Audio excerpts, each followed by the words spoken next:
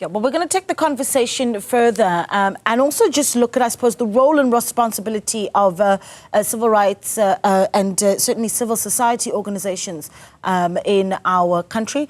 We are joined in studio by Professor William Gumede to talk to us about so much that has been said. I think a great place to start with is, of course, AfriForum. You know, they describe themselves as a non-profit civil rights organization, and you wrote this piece where you start off with civil society organizations have a critical role in slowing down South Africa's plunge into a fully fledged failed state. And I think, listen to those two ideas. Does this organization sound like it fits that mold? I think the first thing that I just have to say is that civil society is so absolutely critical in a democracy, even more so in a developing democracy, and particularly important in a country like our country with its inequalities, the legislation of our past, and critically when the state fails. We've seen it in South Africa. Many of our social development services, for example, where a public service fail, it's been civil society, Johannesburg welfare, Cortlands, and so on.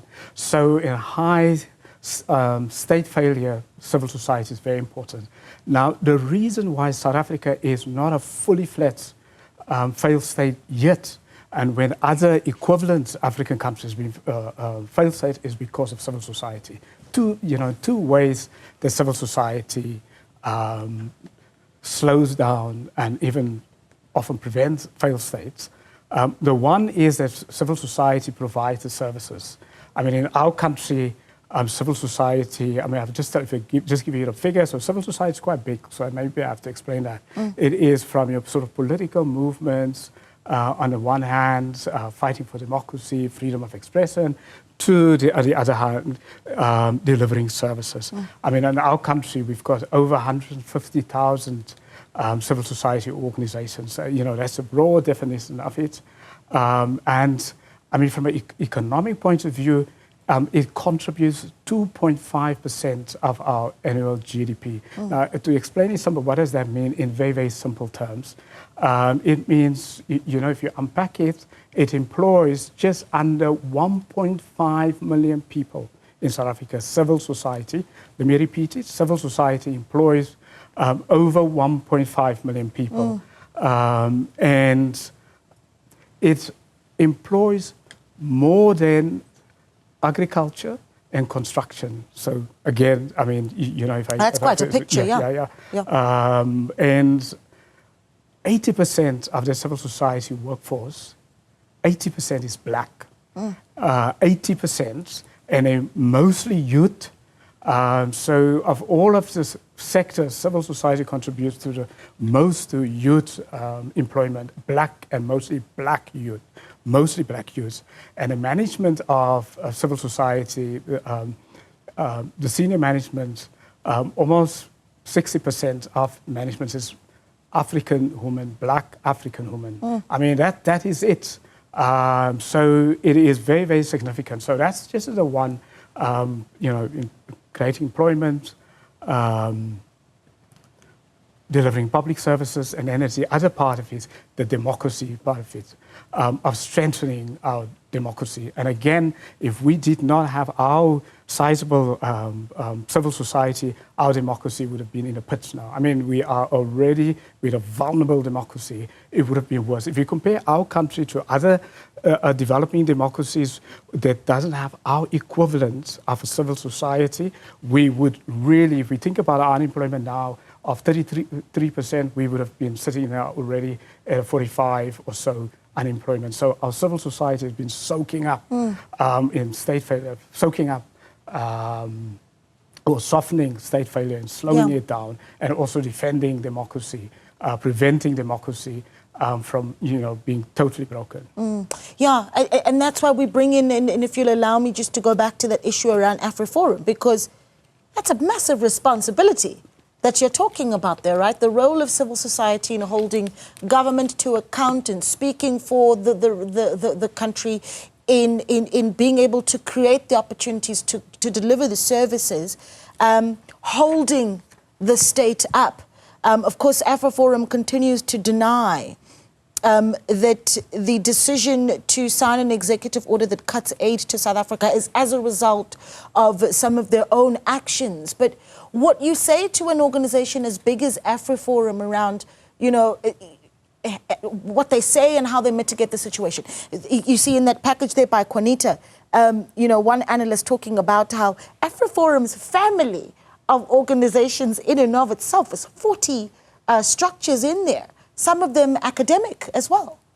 You know, I have a different view of, you know, our crisis, you know, our conflict with the Trump administration. It's been coming a long time. And I and many others have warned the ANC, you know, if we're going to have anti-American policies or any other policy which is, that, you know, then we have to deal with the fallout. And if you just look back the last 5 or 6 years ago, myself and many other people have publicly almost pleaded with the ANC to take, when we make policies, we have to make policies in such a way that is in our country's interest, not in the ANC party or not interest or not in the ideological interest and not emotional. Very important. When one run a country, you don't make policies emotional. You know, emotional statements are made, for example, you know, online and the public platform, but not when a government put a policy together. If the policy has to be in the interest of the country.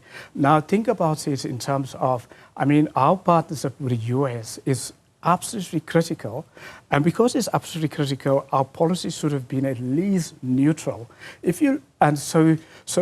Donald Trump just didn't wake up one morning and say, "Oh, South Africa, oh, AfriForum, oh, Elon Musk." This has been a long time coming. You know, South Africa and our country is anti-Americanism and been seen as so extremely pro-Russia, so extremely pro-China, although we're getting more out of America. And that is very, very important. I mean, remember 2023, both the Republicans and the Democrats in 2023 in a bipartisan committee actually wanted to push South Africa out of the African Growth and Opportunity Act benefits, AGOA. So already in 2023, so this is coming, this is a long time coming. And even then, when we warned again the ANC to say, look, you know, if South Africa's policy remains anti-American, we will lose out on AGOA, we will lose out on developmental aid, we will lose out on American businesses in South Africa. And, you know, American businesses in South Africa, they employ over 400,000 people directly. So, and then, you know, our products that we sell in America also employ something like, you know, upwards to 100,000 people. We're talking 500, 600,000 people. Do we want to alienate America when, you know, we are so linked to them from a jobs point of view, from a poverty alleviation point of view? And I'm not even bringing out the fact that, you know, many black South Africans or white South Africans of all colors go to America to get educated, they get scholarships, and so on. There is American development aid to South Africa. There's American foundations that send money to South Africa. There are private individuals, very rich Americans that put in money into South Africa. I mean, this is massive.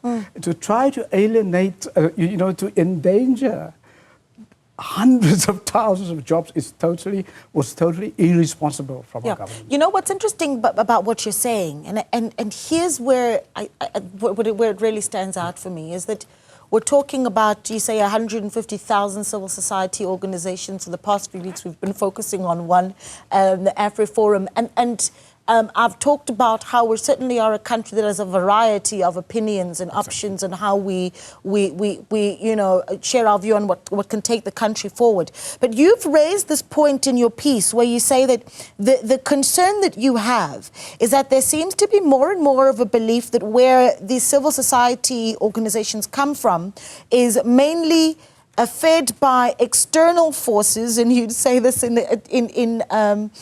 inverted commas, the white monopoly capital, the Stellenbosch mafia, the Western imperialists, and that narrative growing, that is where the resources for our civil society organizations is coming from.